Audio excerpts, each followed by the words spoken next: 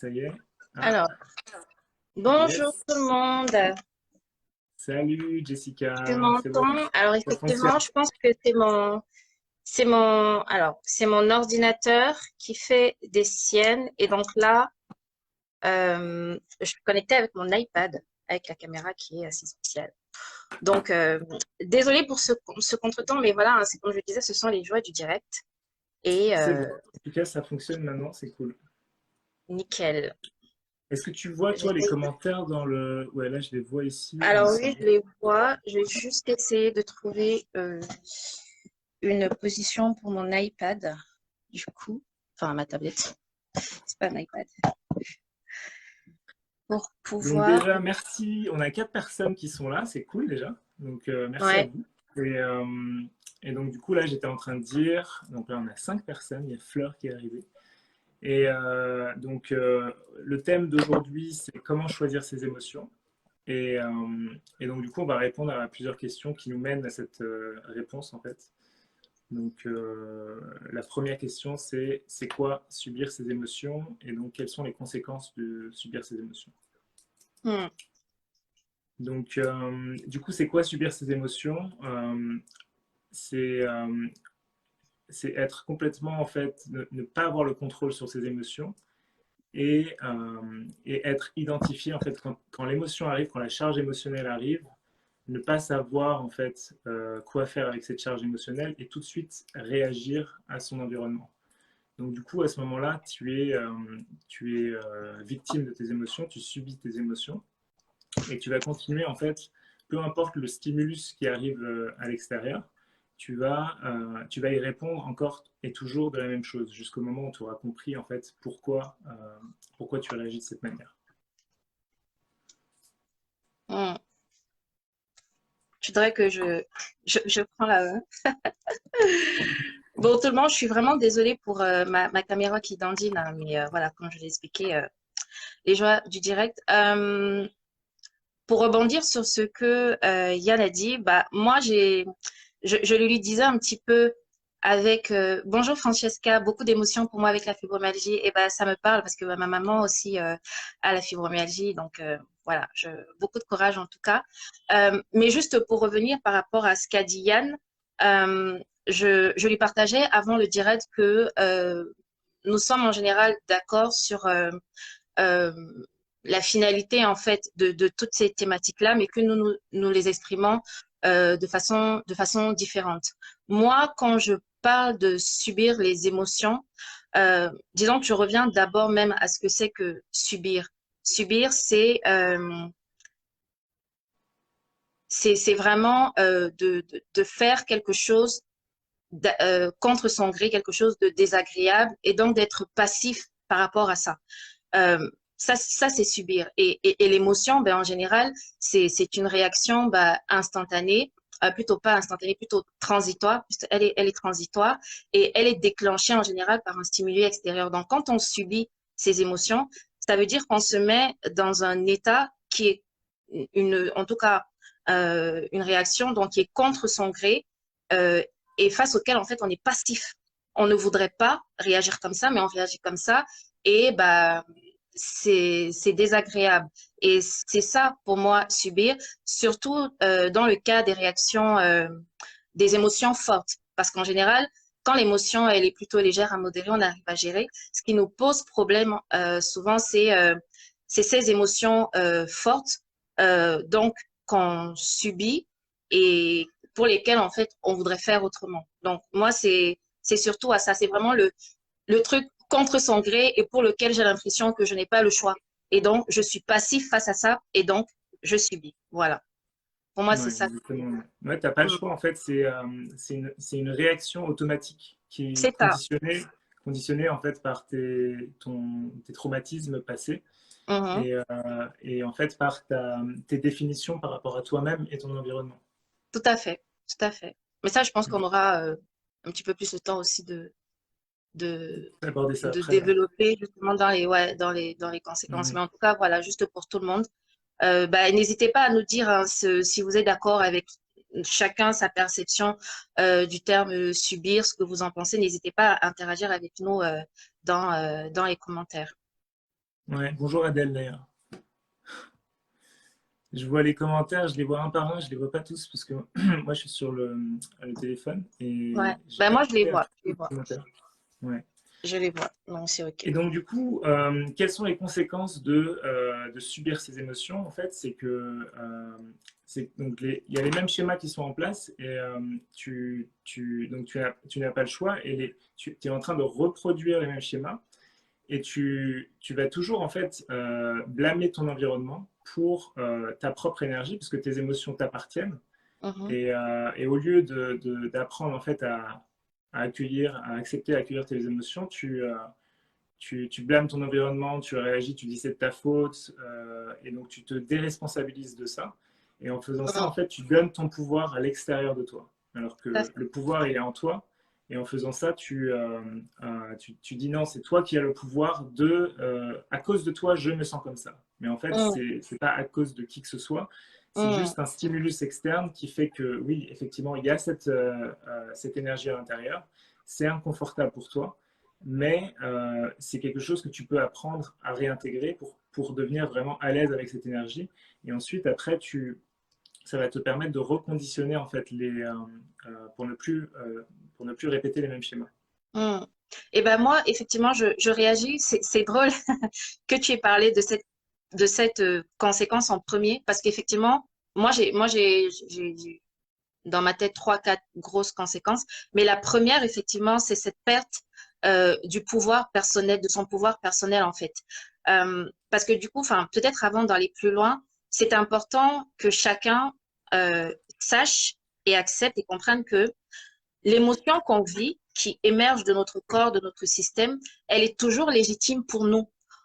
Elle est fabriquée, elle est là en fonction de tout ce qu'on a vécu, nos croyances, nos valeurs, notre éducation. Donc, personne n'a absolument le droit de nous dire que ce qu'on vit n'est pas légitime. C'est faux.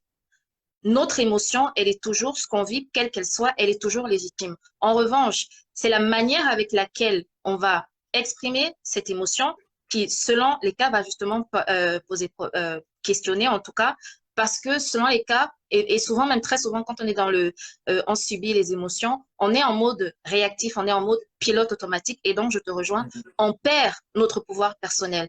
C'est-à-dire que on dit que c'est l'autre qui a, en tout cas, c'est l'environnement externe ou l'autre ou la situation qui est responsable de mon ressenti ou de ma réaction. Alors que, comme on a dit, effectivement, que ce soit conscient ou non, c'est l'ensemble de nos conditionnements, de nos fonctionnements, de notre culture, de nos valeurs qui fait déjà qu'on a cette émotion-là et qu'on va réagir d'une certaine façon. À ce niveau-là, je voudrais peut-être pour imager donner, en fait, par exemple, si tout le monde, si en fait la réaction à une émotion comment dire, était similaire à tous, c'est-à-dire que si quelqu'un poserait un acte, par exemple si quelqu'un crie dans la rue, tous ceux qui sont autour devraient réagir pareil. Mais il y a certains qui vont râler en mode ouais, il y a certains qui vont juste dire oh bof, d'autres qui vont dire ils ont passé. Donc chacun va réagir différemment. C'est donc bien euh, le constat que bah c'est vraiment un résultat de notre programmation, de notre fonctionnement, de tout ce qu'on vit à l'intérieur. Un autre exemple que je prends souvent, c'est qui allie aussi, tu vois, cette histoire de légitimité pour ce que je ressens, mais peut-être pas légitime en termes de réaction. Je prends souvent l'exemple des crimes passionnels ou du mec qui surprend sa femme, enfin du mari qui surprend sa femme sur le lit conjugal avec une autre. Donc là, ils se sont mis d'accord que bah, c'est fidélité, voilà, tu ne fais pas ci. Et quand il va voir l'acte, il va, il va ressentir de manière légitime de la colère, de l'angoisse, du rejet, plein de trucs. Ce qu'il va ressentir, c'est légitime. En revanche, le fait de peut-être aller tuer le gars ou le taper ou balancer ou machin, cette réaction-là, la réaction qu'il va poser en fonction de l'intensité de ce qu'il va poser ne sera peut-être pas légitime. Ça, Et c'est c'est là justement. qu'on parle Ouais. de perte de pouvoir personnel. On va dire, mais c'est à cause de toi que j'ai réagi comme ça, c'est toi qui m'as fait. Et c'est là où, première chose, il faut, voilà, C'est la perte de contrôle en fait par rapport à tout à fait, l'émotion, de réagir de manière automatique. Et c'est comme on dit, on voit rouge, on ne voit plus, on est complètement identifié avec cette émotion. c'est Et ça. donc, on n'a pas le choix sur notre réaction. Et tout à l'idée, fait. c'est déjà d'accepter que dans le passé, ça a été le cas aussi, de voir que c'est le. Mais on n'a pas besoin de rester dans ces schémas. Tout à fait. Mm. Ouais. Est-ce Euh, Oui, vas-y, vas-y. ouais, non, non, tu veux demander s'il y a des questions par rapport à ça. Je vois exactement. Je dis toujours à mes enfants, quand ils sont submergés par une émotion, tu as toutes tes raisons d'être en colère, j'imagine. Euh, ouais, ça les calme rapidement. Ouais.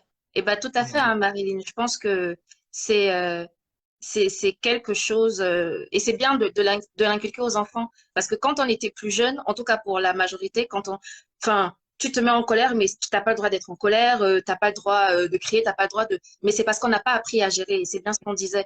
La plupart, notre société, le système dans lequel on évolue, on n'a pas appris à gérer et de plus en plus, on se rend compte des de tout ce que ça peut engendrer. Et c'est tellement important de travailler là-dessus pour pouvoir corriger ça. C'est pour ça que dans les conséquences, bah, Yann a commencé avec, et je partageais tout à fait sur la perte du pouvoir personnel. Et bah, moi qui était en tout cas une très grande impulsive, mais comment je pouvais crier, je disais, ouais, mais c'est ta faute. Bref, voilà. Mais la deuxième aussi grosse conséquence de subir en tout cas ces émotions-là, c'est très souvent la mise en place de ce qu'on appelle des stratégies d'évitement ou de fuite. Parce que comme on ne sait pas euh, quoi faire de ce qui vit en soi, on ne nous a pas appris. Il y a même certains qui ont du mal à mettre des mots sur leurs ressentis. Et ben, de façon consciente ou inconsciente, on fuit finalement ou on met une chape de béton sur tout ce qui vit en soi et ça peut se manifester et ça manifeste très souvent dans tous les cas par une souffrance. La souffrance, elle peut être psychique, physique et donc psychosomatique. Mhm. À ce niveau-là, hein, peut-être pour resituer aussi, moi, ça a été un très grand, comment dire, une sorte d'insight quand j'ai appris la définition basique qu'il donne de la souffrance en, en, en psychologie, le décalage entre ce que je vis et ce que je voudrais. Le décalage entre l'idéal de soi et le réel. Lorsque je subis mon émotion et donc que je réagis de façon, selon moi, inappropriée, je suis en souffrance parce que je constate le décalage entre ce que je voudrais de moi et ce que j'ai fait. Et donc, Mhm. c'est une souffrance qui, selon les cas, peut grandir et devenir enfin, de la culpabilité, de l'anxiété. Et donc, tu vois, ça c'est le gros volet psychique quand quand on met la chape de béton et qu'on ne sait pas quoi faire. C'est la fuite qui fait ça, mais en Mhm. général, c'est de façon inconsciente.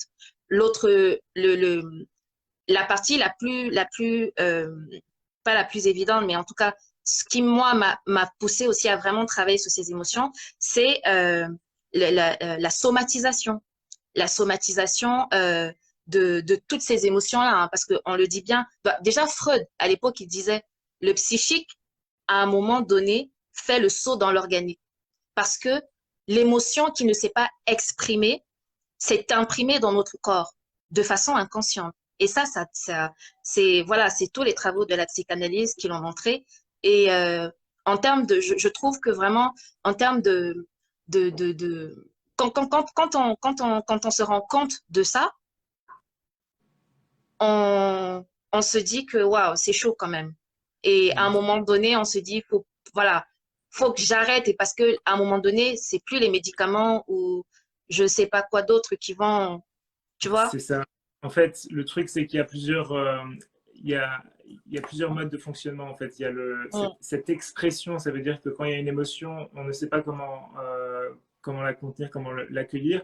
Et donc, on mm, réagit, on dit c'est de ta faute, et ça peut créer une colère vraiment énorme hein, par rapport à. mm, Et donc là, du coup, il y a une perte de contrôle à ce niveau-là. Il y a aussi des fois cette répression et suppression des symptômes, enfin de mm, l'émotion. Et donc, du mm, coup, on la garde à l'intérieur et ça devient un poison pour le corps. Et donc là, effectivement, il peut y avoir des maux aussi psychosomatiques. mm, Et ça peut créer la maladie. Moi, j'ai créé plein de maladies comme ça. Je me suis créé une tumeur à l'oreille avec mes pensées et mes émotions. mm, mm, Et, et aussi, donc, la troisième façon de faire, qui n'est pas forcément très saine non plus, c'est d'aller, c'est une fuite, c'est d'aller, par exemple, boire de l'alcool, tout à fait, fumer, tout à des fait. drogues, tout ça. Et Mm, moi aussi, je suis passé par là, mais sur le long terme, ça fonctionne pas. On va mm, toujours avoir besoin de cette substance pour aller mieux. Et donc, mm. du coup, c'est pas pérenne. Et l'idée, c'est donc la vraie solution, c'est d'accueillir. Mais bon, ça, on verra tout à l'heure. Ouais, Euh, ouais. les solutions Mais pour. c'est très important hein, que les et c'est pour ça que en tout cas quand on abordera comment choisir enfin peut-être choisir ses émotions, c'est super important que les gens comprennent déjà donc pour sortir du jugement de soi, toutes justement ces Mhm. stratégies de fuite et d'adaptation ou d'évitement, la cigarette pour certains ça va être la cigarette, d'autres ça va être le sexe, d'autres ça va être l'alcool pour justement fuir ce qu'on veut. Effectivement, ça peut provoquer de la dopamine et donc une certaine bien-être tout de suite. Mais sur le long terme, ça ne marche pas parce que il y a justement toutes ces expressions que le corps va chercher à exprimer parce que ben on n'a pas fait ce qu'il fallait au moment donné. Je le rajoute aussi dans en termes de conséquences et des stratégies peut-être d'évitement, enfin les deux en est, la suradaptation pardon qu'on peut faire quand on ne veut pas vivre quelque chose ou qu'on ne sait pas comment la vivre. Par exemple, si quand quelqu'un qui a un deuil, et ben, quand il peut-être ou peu importe une rupture, peu importe, ça va être les sujets dont on a parlé, d'autres, ça va être carrément se verser corps et âme dans le travail, par exemple. Ça va être tout, Mhm. justement, toutes les Ouais, stratégies c'est qu'on une va fuite mettre, aussi. tout à fait, mais de façon inconsciente. Mais le fait Mhm. qu'on le fasse, même qu'on le fasse de façon inconsciente, nous en sommes quand même responsables et si on ne corrige pas la donne, nous allons Ouais. entre guillemets, payer d'une façon ou d'une autre. Oui, c'est pas pour se blâmer qu'on dit qu'on en est responsable, c'est juste pour Oui, reprendre le pouvoir, pour dire ah. reprendre le pouvoir, voilà, et le laisser aux autres. Moi, je me rappelle quand j'ai un frère aîné avec qui bah, les relations s'étaient en dents de scie, ouais, j'étais toujours là, ouais, il m'énerve, à cause de lui, je suis comme ça. À partir du moment où j'ai compris que c'est moi, en fait, il peut avoir ce qu'il a, moi, j'ai pas de pouvoir sur ce qu'il fait, sur ce qu'il est. Je n'ai que le pouvoir sur moi. Mhm. Et donc, même par rapport, tu sais, au fameux triangle de Cartman, là, où tu sors de là, tu reprends ton pouvoir et donc, même la dynamique de notre relation a changé. On n'est plus dans le conflit, on n'est plus dans tout ça, on n'est plus parce que je sais que peu importe ce qu'il va faire, ce que je vais ressentir m'appartient. Ce qu'il fait, ça lui appartient, mais ce que je vais ressentir et comment Mhm. je vais l'exprimer, ça m'appartient. C'est à moi de travailler dessus, c'est pas à lui. Et donc, et de Ouais. toute façon, comme je dis souvent, la Terre, il y a 7 milliards d'individus. Si je peux pas commencer à me dire que je suis chargée de l'éducation de tout le monde. Les gens, ils vont faire ce qu'ils veulent, que ce soit au Mhm. boulot, que ce soit les amis, que ce soit, et c'est à moi de décider de comment je veux pouvoir réagir. Ouais, surtout quand tu es extrêmement sensible par rapport à ton environnement. Du coup, Oui. là, moi, Mm. j'étais pas capable à l'époque de me balader dans une grande ville. Je ressentais tout ce qui arrivait dans tous les sens et c'était juste Ah, insupportable. l'hypersensibilité. Ouais. Ouais, et du coup je restais chez moi, je préférais aller dans les petites villes et tout. Bon, c'est toujours le cas, j'ai une préférence pour les petites villes, mais par contre, je peux être dans une grande ville et ne pas du tout, on va dire, subir mes émotions. Je peux ressentir un petit peu ce qui se passe sans m'identifier à ces émotions. Et ça, c'est par rapport justement à tout ce travail qui a été fait derrière pour pouvoir Mm, accueillir tout ça et euh, ne pas projeter sur l'autre, en fait. mm. Tout à Et fait. du coup, et je voulais rebondir sur un truc tout à l'heure, et puis il y avait un commentaire qui était souvent, je suis en colère avec moi quand je n'arrive pas à gérer mes émotions. C'est Francesca qui dit ça. Bah oui, mais en fait, justement, l'idée, c'est toujours l'acceptation de ce qui est. Même si tu, tu mets une résistance sur une résistance sur une résistance, etc. À un moment donné, en fait, c'est OK, accepter la résistance. Mm, Puisque sinon, tu continues à mettre des couches de plus en plus et tu ne vas pas en finir avec ça. Et donc, accepte à ce moment-là que tu es en colère avec toi-même. Ne sois pas en colère parce pour le que fait que tu es en tu es en colère. colère avec toi-même. Parce que c'est ça qu'on a tendance à faire et on rajoute Mm, une couche, une couche. Et du coup, on s'en sort plus. Et l'idée, c'est que tu vas voir, OK, donc là, j'accepte ça. Ensuite, tu vas pouvoir accepter la chose d'après, etc. Et des fois, ça prend plusieurs heures ou même plusieurs jours pour vraiment accueillir complètement une émotion. Ça Mm. peut, en fonction de l'intensité de cette émotion et du conditionnement passé, ça peut vraiment prendre beaucoup de temps. Donc, être patient avec soi-même et voir ça vraiment comme un process. L'idée, c'est que tu es, vraiment en train de te libérer. Tu es dans cette phase. Et ça, tu dois enfin, être reconnaissant pour ce travail que tu es en train de faire. Et ne pas te blâmer pour ça, quoi. Bah, moi, ça me permet directement pour répondre à, c'est comment, c'est Francesca son prénom? Parce que je vois pas bien. Oui, c'est Ouais, c'est Francesca. ça. Ça me permet d'enchaîner sur la fonction d'une émotion. Moi, quand j'ai compris ça, j'ai arrêté justement d'être en colère ou de me juger par rapport à ces émotions. Parce que finalement, en fait, quand on revient à la définition basique, la définition de l'émotion en latin, l'émotion, ça vient du latin emovere, ça vient donc c'est le mouvement. Et donc, l'émotion qu'on vit, c'est l'énergie qui nous met en mouvement.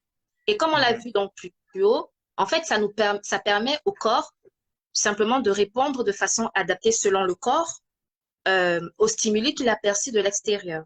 D'accord? Ça, c'est la première chose. Mais ça veut Mhm. aussi dire, bah, en tout cas, parce que je pense aussi au fait que bah, les neurosciences disent que bah, l'émotion, une des fonctions, c'est la survie de l'individu. Au début, c'était un peu compliqué, mais c'était vrai dans la mesure où l'émotion, justement, comme je l'ai dit, ces fonctions de nos croyances, de nos histoires, de machin, machin, elle émerge dans le corps enfin, elle émerge dans le corps et ça ne sert à rien de la juger parce que si elle est là, c'est juste qu'elle est messagère parce que Mhm. c'est sa fonction. Et quelle que soit finalement l'émotion, la colère, c'est peut-être qu'on n'a pas respecté mes limites et donc je suis en colère. L'émotion vient me dire ça, ça ne sert à rien de juger ça. La joie, c'est parce que j'ai vécu un événement et donc ça me met en joie. L'émotion vient me dire ça, c'est cool. La peur, c'est que par exemple, je pense que je perçois un danger réel ou fictif et l'émotion vient me dire ça. Donc, ce n'est que ce n'est qu'un message. Et donc, cette émotion-là, ça ne sert à rien de la juger. Par Mhm. contre, face à ce message-là, et c'est là où on revient à cette histoire de reprendre le pouvoir, c'est à nous de savoir quoi en faire. Et c'est là où je rejoins Yann quand il dit que face à ce message que l'émotion vient nous dire, vraiment, et de toute façon, en plus, l'émotion, elle est passagère, elle va pas rester là ad vitam aeternam et tout, autant l'accueillir, se demander pourquoi c'est là, pourquoi j'ai vécu ça, pourquoi, comment, et donc accueillir et accepter. Parce que sinon, si plus tu continues à, c'est le volet résistant dont tu as parlé, Yann, Carl Gustav Jung, c'est le père de la psychanalyse analytique. Enfin, moi, cette phrase-là m'a marqué parce qu'il dit, ce que tu nies te soumet et ce que tu acceptes te transforme. Donc, par rapport à l'émotion, ça ne sert à rien soit de la nier, soit de la juger, parce que de toutes les façons, ça va encore entraîner plus d'émotions donc négatives et tout ça dans le corps. En revanche, si tu l'acceptes, si tu commences à faire ce travail petit à petit, ça c'est pas en claquement des doigts, mais en tout cas, être plus conscient à ce qui se vit en toi, tu pourras voir au fur et à mesure cette transformation qui sera effective.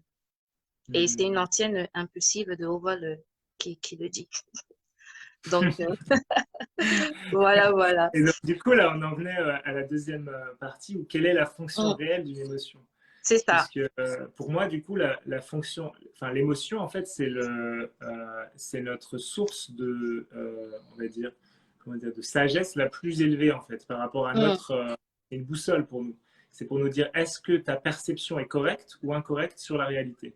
Et donc, quand une émotion te fait souffrir, on va dire une émotion négative, elle est là pour te dire que tu es en train de t'éloigner de qui tu es vraiment. Et ta perception sur la réalité est incorrecte. Et quand tu as une émotion positive, c'est un message de la source pour te dire, là, tu es en train d'avoir une perception correcte sur qui tu es réellement. Parce que ce que tu es réellement, c'est l'amour, c'est l'univers tout entier, en fait, c'est l'unité. Et donc, mm, il y a pas de séparation entre toi, les autres et tout. Donc, c'est pour mm, ça que généralement, plus tu souffres, plus l'émotion est forte, chargée émotionnellement négativement, Ça veut dire plus tu t'es éloigné dans ta perception par rapport à la réalité. Et pour moi, c'est vraiment ce que j'essaie de me rappeler toujours quand je ressens cette émotion, c'est que l'émotion a toujours raison.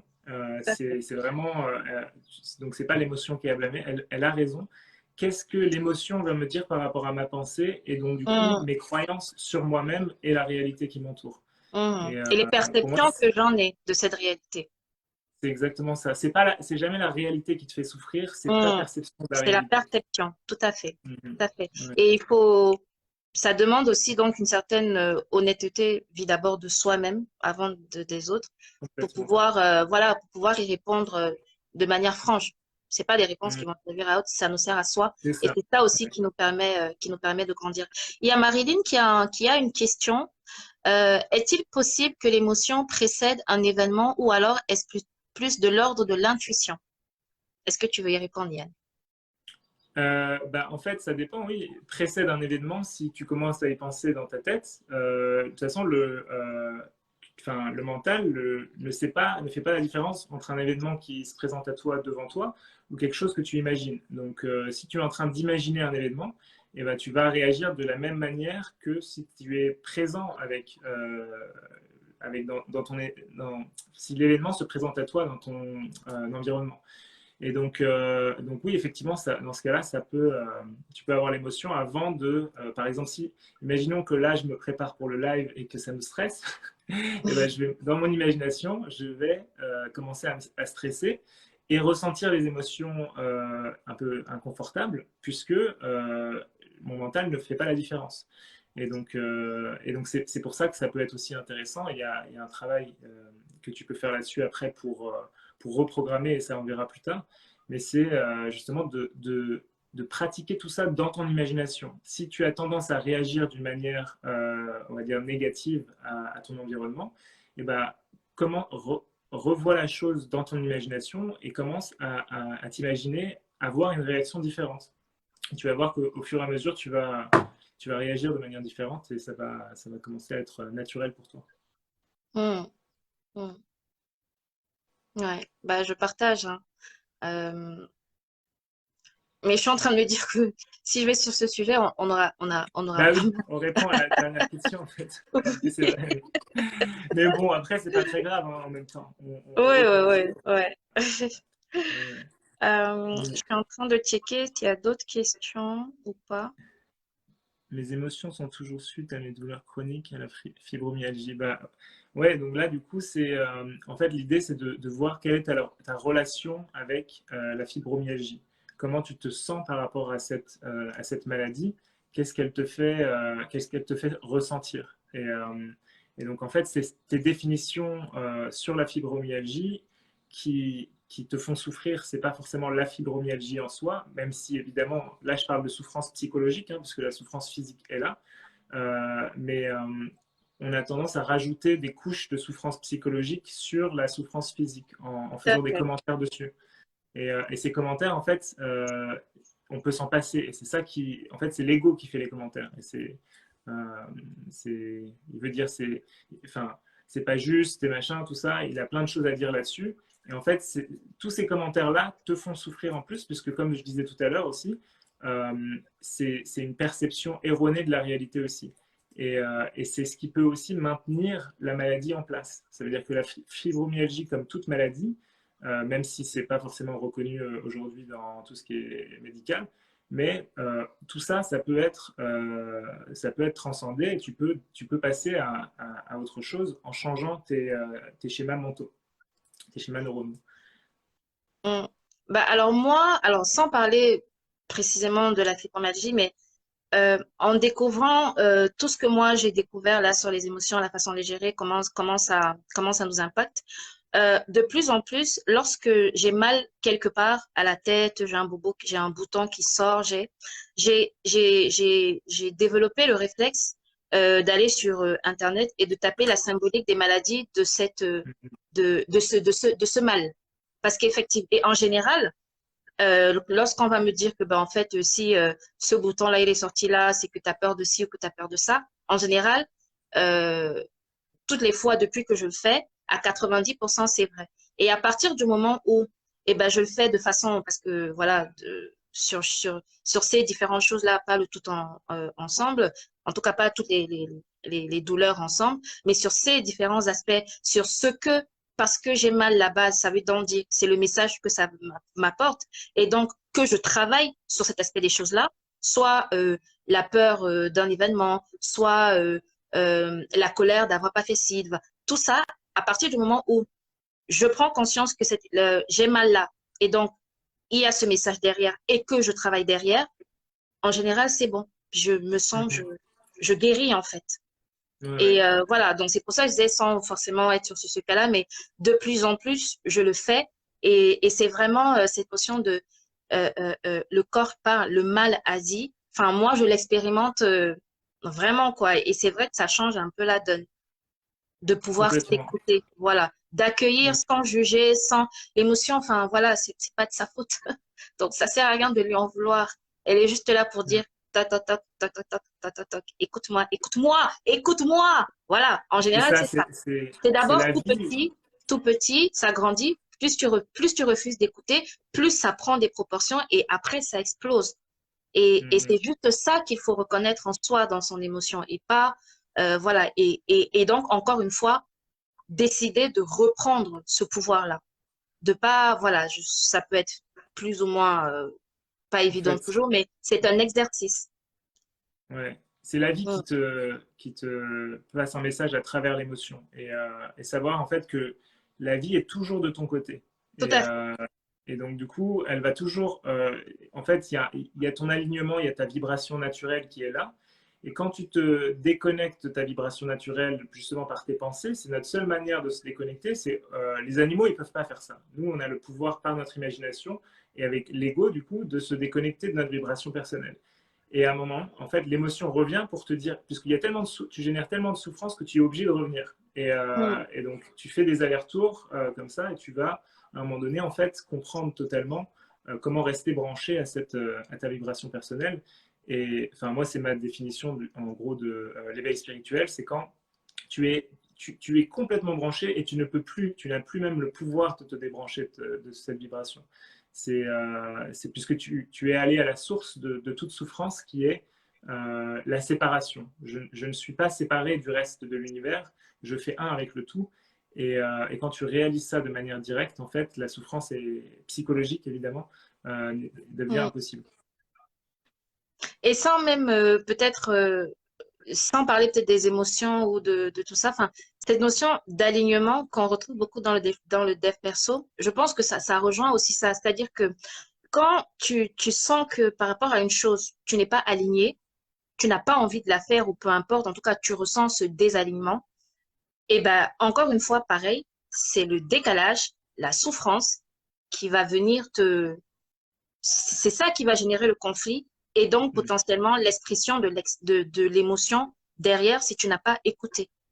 Et c'est pour ça, justement, aussi, à revenir à cette notion d'alignement par rapport à, voilà, enfin, dans la spiritualité, en tout cas, ce pourquoi je suis faite, voilà, revenir à ça. Quand tu t'éloignes, bah, en général, tu vis ces conflits-là aussi. Et le tout, donc, c'est de travailler à revenir à ce pourquoi, en fait, tu as été créé et devenir ce que tu es. Parce que tu es déjà, mais tu dois le devenir.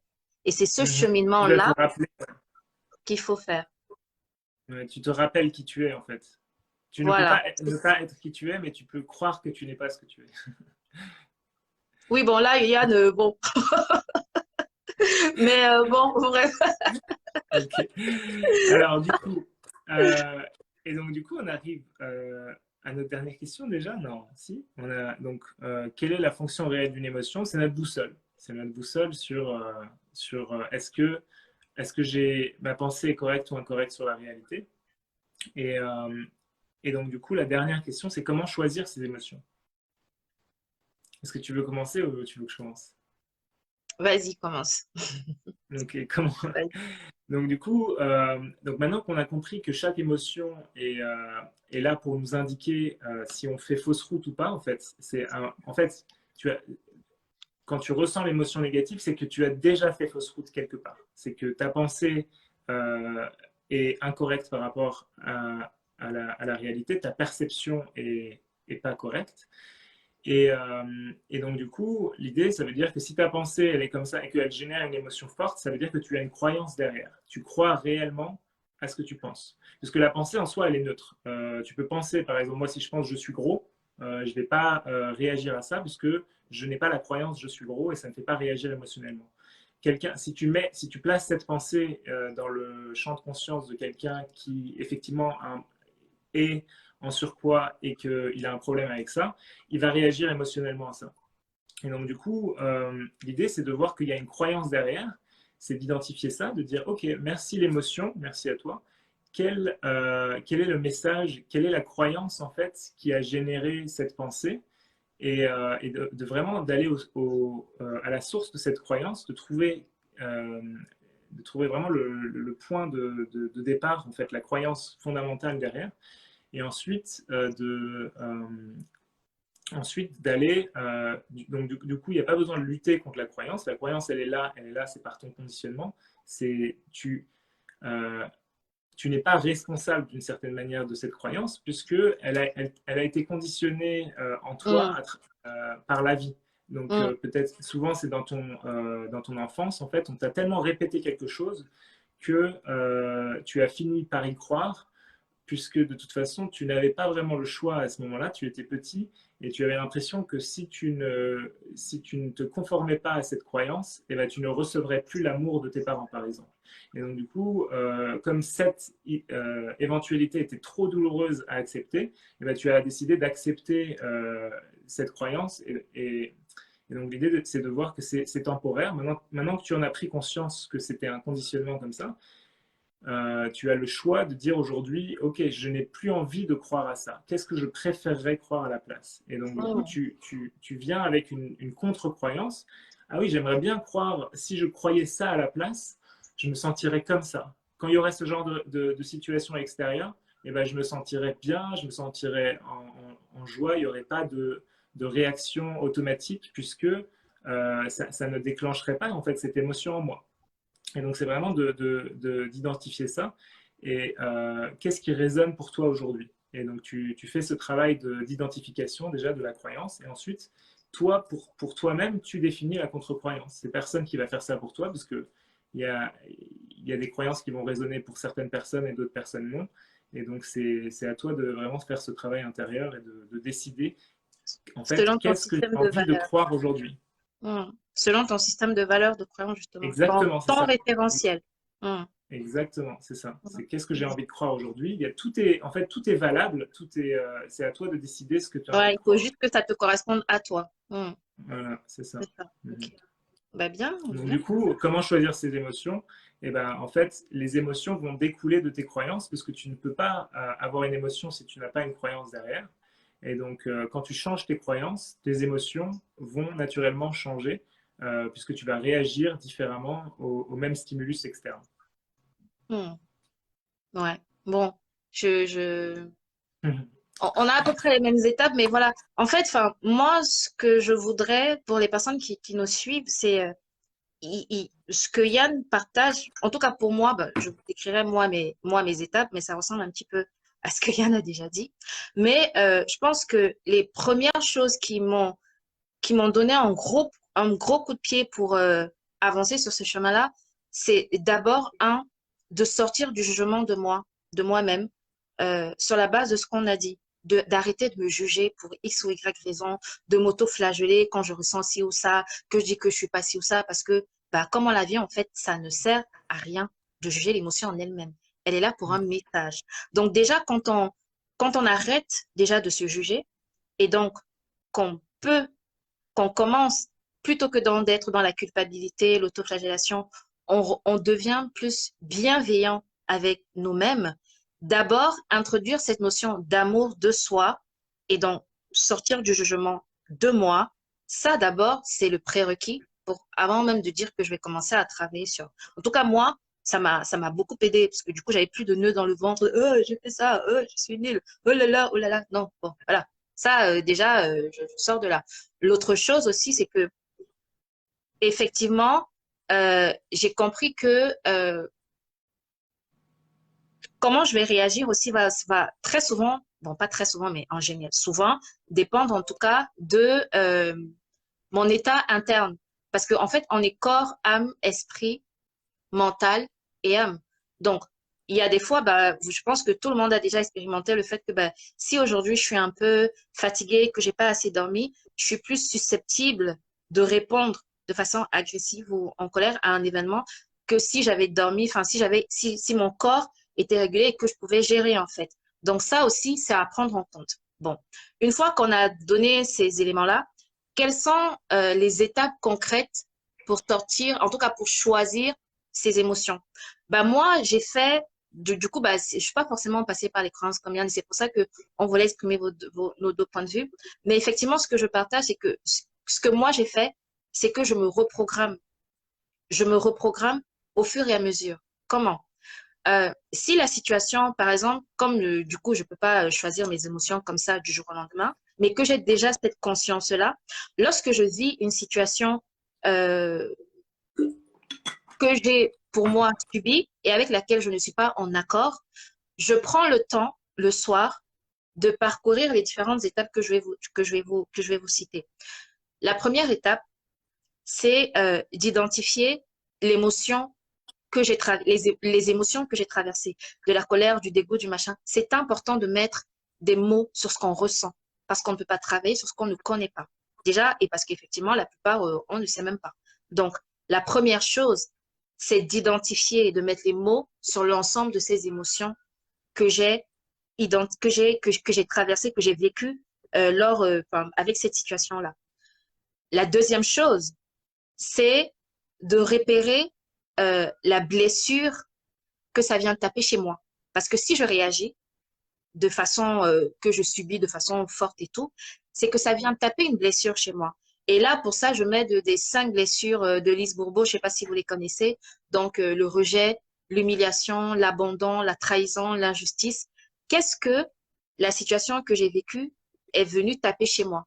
Une fois que j'ai identifié cette blessure émotionnelle, l'idée, en fait, c'est de la guérir. Comment je vais la guérir?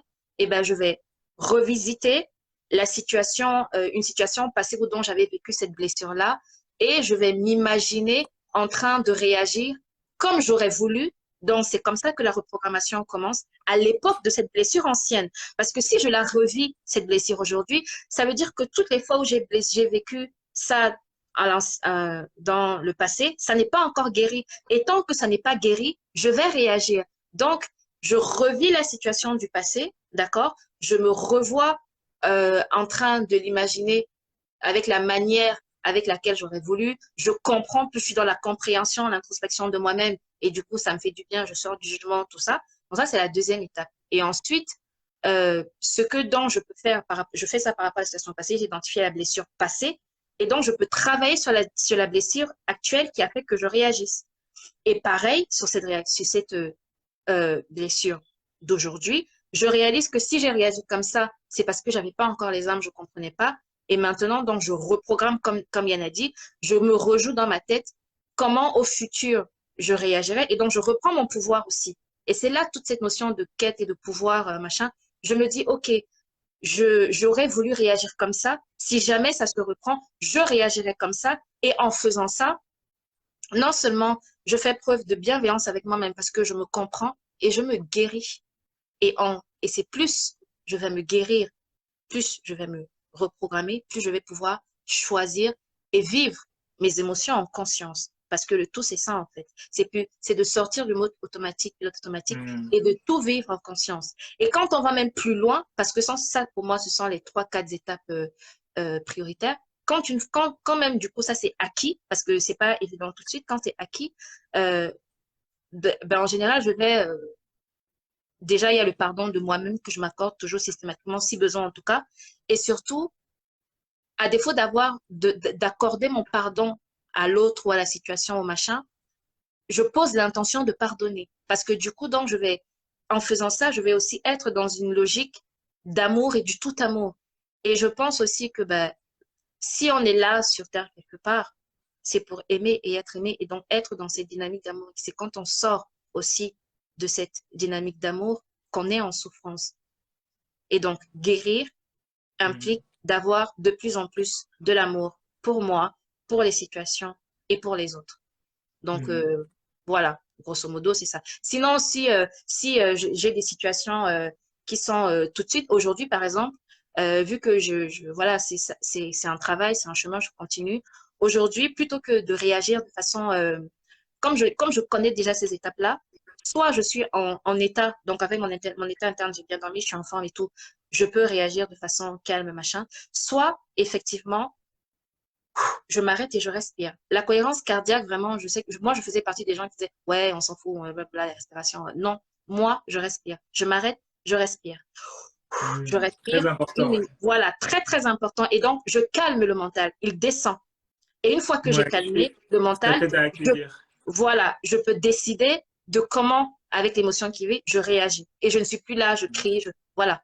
Et ça, voilà, ce sont toutes ces étapes-là.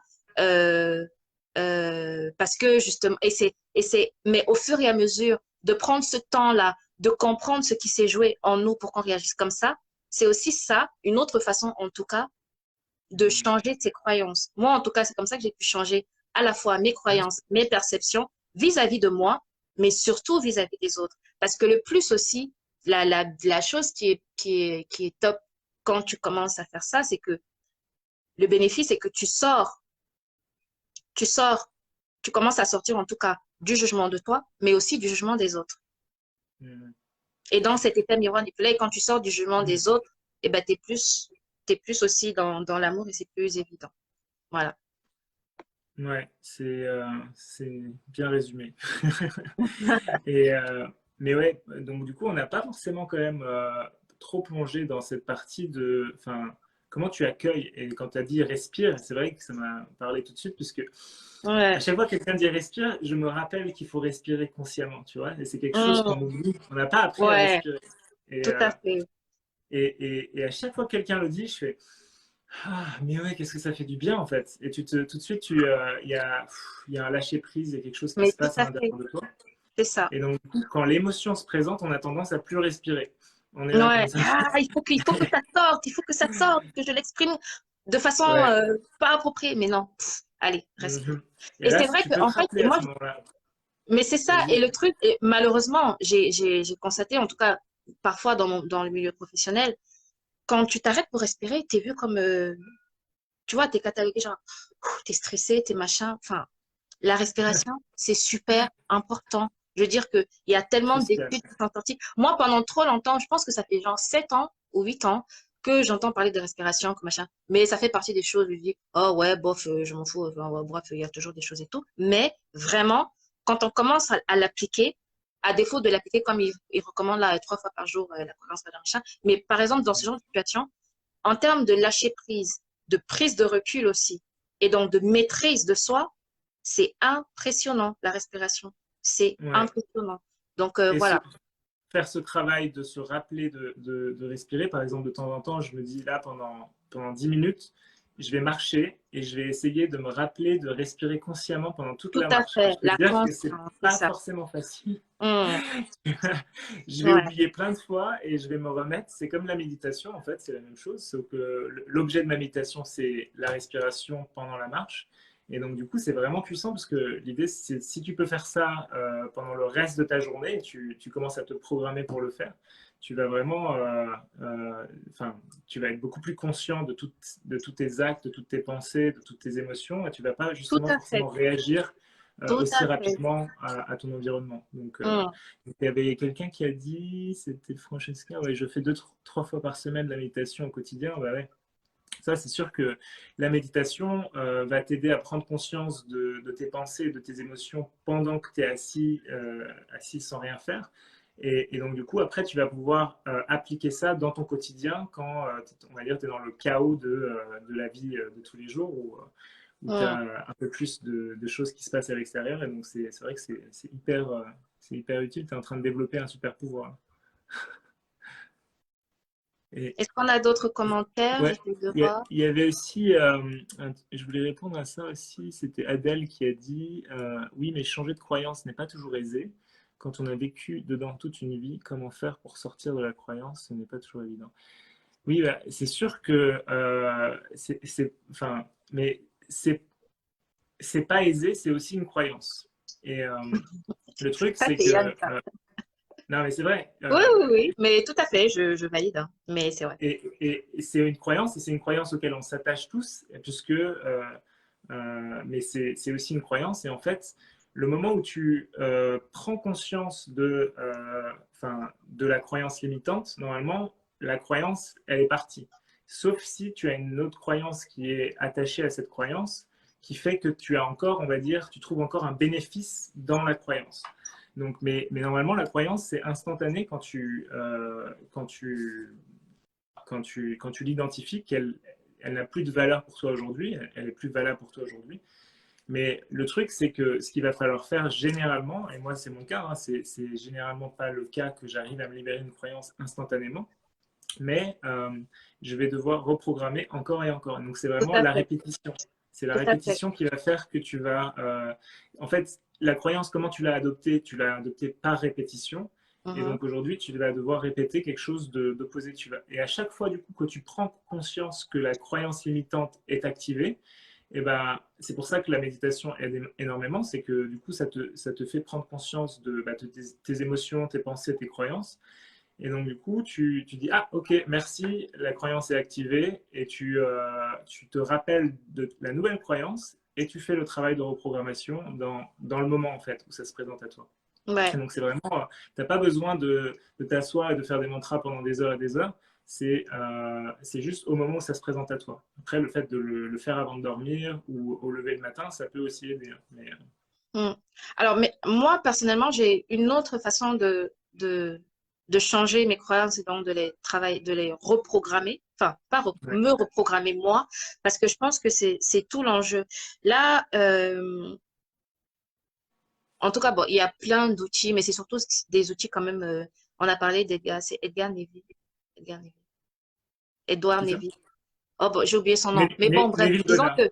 Et Neville Goddard, oh là là, j'étais très loin. Neville Neville Goddard, Goddard. voilà, et certains exercices aussi de PNL. Parce que moi, j'ai besoin, en tout cas, moi, j'ai besoin d'être consciente et d'intégrer vraiment ce sur quoi je suis en train de travailler.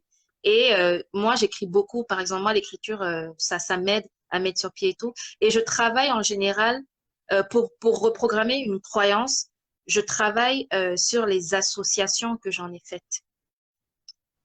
Je travaille sur l'association que j'en ai faite. C'est-à-dire que, par exemple, je vais prendre une situation. Par exemple, qu'est-ce que je peux prendre comme exemple pour que ce soit plus parlant? Par exemple, moi, en tant que femme, si j'ai marché dans la rue, si je marche dans la rue et que je me fais siffler parce que j'ai une mini-jupe, d'accord? Je me fais siffler parce que j'ai une mini-jupe. Je vais et donc je me fais siffler, donc je le prends comme une sorte d'agression contre ma personne et tout. Et si on me dit que la personne qui me siffle me dit, ouais, parce que tu as porté une mini-jupe, tu es une bip, j'associe, moi, de façon malencontreuse, si je suis jeune, enfin, ou alors j'ai pas machin, j'associe, euh, j'associe la mini-jupe à la prostituée. D'accord? Et donc, je ne porte plus de façon consciente ou inconsciente de mini-jupe. Et mais sans savoir. Et du coup, un jour, quand je vais commencer à retravailler, mais pourquoi est-ce que je ne porte pas de mini-jupe? Je vais creuser. Pourquoi? J'arrive à cet événement-là, d'accord? Je comprends qu'il y a eu ça, ça, ça. J'ai associé mini-jupe à prostituée. Et donc, en général, même, je vais juger les gens qui vont porter des mini-jupes. C'est tout ça aussi, c'est le miroir. Et tu Je vais juges les juger. prostituées aussi. Mais voilà, tu vas juger, tu vas, les perceptions que tu vas avoir, tout ça. Et en fait, c'est tout ça qui va venir me faire comprendre que j'ai un problème. Et donc, c'est ça que je dois reprogrammer. Donc, je reprogramme la situation passée, là. Je dis, bah non, toi, tu penses que c'est une mini-jupe, que c'est une prostituée. Et moi, eh ben, moi, non. Je suis libre de porter ce que je veux quand je veux. Et je définis donc, c'est ce qu'on disait, ma nouvelle croyance qui est bien pour moi. Et je l'intègre. Et Ouais, ce que tu mais c'est ça. Et c'est donc, mais euh, c'est un travail sur soi, un vrai travail sur soi, quoi. Il faut prendre le temps. Ouais, ce qui est important, en fait, c'est pas ce que les autres pensent de toi, c'est ce que toi, tu penses de toi. C'est ça, De c'est toute ça, c'est façon, ça. c'est c'est jamais ce que les autres pensent de toi qui te fait réagir, qui déclenche une émotion. C'est toujours quand toi, tu dis oui, tu as raison, en fait. C'est ça que l'émotion, elle dit. Puisque si, par exemple, quelqu'un te dit, si là, quelqu'un me dit, tiens, ton t-shirt bleu, il est vraiment moche, je vais regarder, je vais faire, ok, je vais pas avoir de réaction émotionnelle. Pourquoi? Parce que je vois que ça n'a rien à voir avec moi, que le gars il est un peu fou.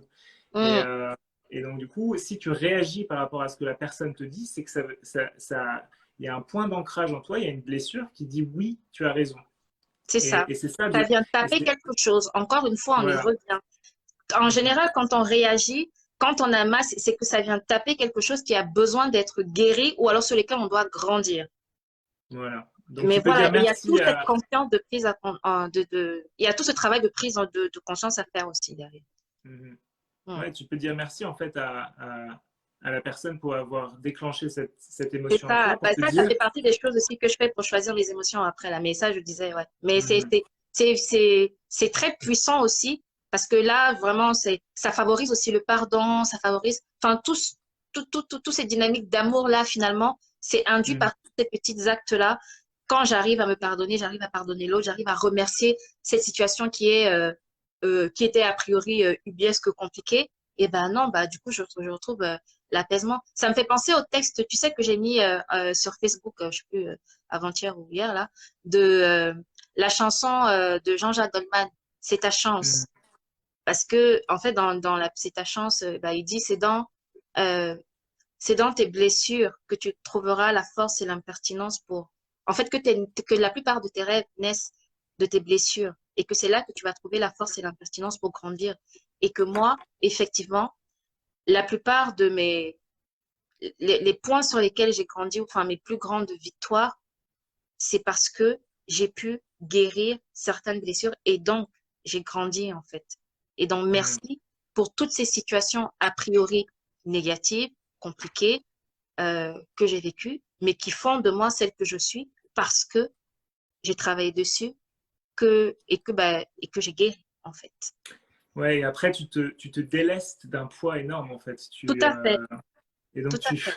tu peux Ouais. respirer plus profondément, tu deviens plus joyeux de manière naturelle. Donc du coup, Mm, c'est pour ça que tu dis merci enfin, à cette personne ou cette situation qui a généré ça et qui t'a mis en relation avec ta croyance limitante et mm, tu as pu ouais, reprogrammer c'est ça. être plus en harmonie avec toi-même, en fait, avec qui tu es réellement, Ouais, quoi. ouais, ouais. Mm. Mais après, voilà, comme on l'a dit, enfin, chaque chose en son temps. Peut-être que pour commencer tout de suite, ce sera pas évident tout de suite. Mais c'est à force de pratiquer qu'on arrive à ça, qu'on grandit en amour aussi. Et donc, il est possible finalement de vivre toutes ces choses-là. Ouais, Mm, c'est juste à toi de définir aujourd'hui qui tu as envie d'être. Qui est-ce que mm, tu décides que tu es aujourd'hui? Et en fait, après, l'idée, c'est une fois que tu as décidé ça, eh ben, tu vas te déconnecter puisqu'il y a tes traumas qui vont se réactiver. Et à ce moment-là, c'est ok, tu accueilles, tu fais le travail d'accueillir tes émotions, tout ça, et ensuite tu reprogrammes et tu te reconnectes. Et tu fais ça encore et encore jusqu'au moment où être cette personne-là sera tout à fait naturel pour toi et tu seras devenu une nouvelle personne. mm, Et tu auras décidé consciemment de qui tu veux être aujourd'hui, au lieu d'être conditionné en te disant bah, je suis comme ça puisqu'il m'est arrivé ça. mm, Et, euh, et donc, c'est vraiment ce travail de création consciente de toi-même et de réalité. mm. Ah, ces Tout à fait. émotions, on pourrait en parler des heures. Ouais, Ah, c'est certain. ouais. C'est certain. Il y a tellement à dire sur les émotions que, Mhm. enfin, c'est C'est vraiment top. sûr. Mais ouais, on va finir bientôt. Mais du coup, oui, la respiration fait du bien, mais malheureusement, je n'y pense pas toujours. Bah ouais, moi non plus. Mais je me demande s'il y a une clé pour se rappeler de respirer. Bah du coup, la clé, c'est vraiment déjà de poser l'intention, de dire, Ah oui, j'ai aussi. envie de me rappeler le plus souvent possible. Tu vois, genre tu vas te dire, tiens, le matin, tu te lèves et tu te dis, aujourd'hui, j'ai envie de me rappeler le plus souvent possible de la respiration. Et peut-être tu peux prendre un truc où tu fais un clic quelque part à chaque fois que tu t'en rappelles. Et tu Pour vas voir, en fait, ancrer la décision, en fait. Pour ancrer la Ouais, décision. Hmm, ouais, donc tu te rappelles, en fait, tu commences à conditionner et à avoir un petit. Et tu vas voir que, effectivement, plus tu vas faire ça, plus tu vas pratiquer, plus tu vas le faire de manière naturelle, tu vas te rappeler plus, quoi. ah, ça, c'est le Donc, pouvoir de notre subconscient, qu'on a tendance un peu aussi à négliger, mais c'est très ouais, puissant, bah, hein. tu poses une intention, en fait. Qu'est-ce que Ouais, j'ai c'est envie de faire? l'intention, tout à fait, Ouais. tout à fait. Mm. Et le subconscient est là pour ce que je veux vraiment, je veux faire et tout, ça va rejaillir d'une façon et d'une autre. Et voilà, après la pratique, tu vas voir les bienfaits et tu vas te dire, non, mais je peux m'en passer de ça et voilà, Ouais. je, je vais le faire plus souvent. Bon, mais je pense qu'on a fait à peu près le tour du coup. Ouais. Pour Est-ce qu'il y a aujourd'hui, en des tout cas. questions ou enfin comment est-ce que vous avez eu quelques clés? Qu'est-ce que vous avez pensé? Je sais pas si on a encore du Ouais. monde. Il y a trois personnes encore. Donc il y a Francesca peut-être qui est là et Adèle. Je vois qu'on est passé entre 3 et 4 et ça c'est tes connexions. Euh, on est il y a qui Francesca, Fleur et Adèle. Alors, Ça fait drôlement du bien de parler de nos émotions. Ah oui. Ah oui. ouais, mais oui, Ouais. clairement, c'est tout ça. Hein. Nous, Hmm. on pourrait en parler toute la journée, hein, de toute Ah façon. ouais, c'est sûr. On a dû circonscrire pour pas parler. Non, mais parce que enfin, les implications sont tellement waouh. Enfin, waouh, Mhm. waouh, waouh. Je vous conseille, par exemple, enfin, ceux qui ne. J'ai relu là un petit peu dernièrement La clé de notre énergie de Natacha Calestrémé, qui est un très beau bouquin sur justement l'ensemble des blessures émotionnelles, des conséquences sur nous, tout ça. Enfin, voilà. Bon, il y en a plein, hein, mais c'est juste que c'est celui que j'ai lu dernièrement et il est pas mal. Et que, Mhm. ouais, quand on marchait sur ce chemin, en tout cas, de pleine conscience de soi, en tout cas, c'est vrai que ça fait du bien. Ça fait du bien. Et comme on l'a dit, Ouais, de reprendre notre pouvoir. Vraiment. Moi, on je sais se que ça, libère de plus en plus. c'est ça, te libérer de tout ce qui nous Ouais. dérange à l'intérieur. Et voilà, quand on définit qui on est et qu'on est qui on a défini, c'est cool parce que justement là, le décalage, il est moins important et donc la souffrance, elle est moins importante et donc on est plus heureux aussi. Mhm. C'est un peu ça. Clairement. Voilà. Ben, en tout cas, merci à tous. Merci Jessica et merci à Bah, tous merci à toi, qui Yann. étaient présents. Ou toutes, je ne sais pas s'il y avait des, des hommes qui étaient là. Et du coup, bah, à une prochaine pour dans un prochain live. Et Oui. si Si vous vous avez avez des... des thèmes, n'hésitez pas. ouais, c'est Hmm, ça. Mm. voilà, voilà. Voilà. Et donc, merci beaucoup à tout le monde. À Merci une à prochaine. vous et à Au très revoir. bientôt. Au Très bonne revoir. journée.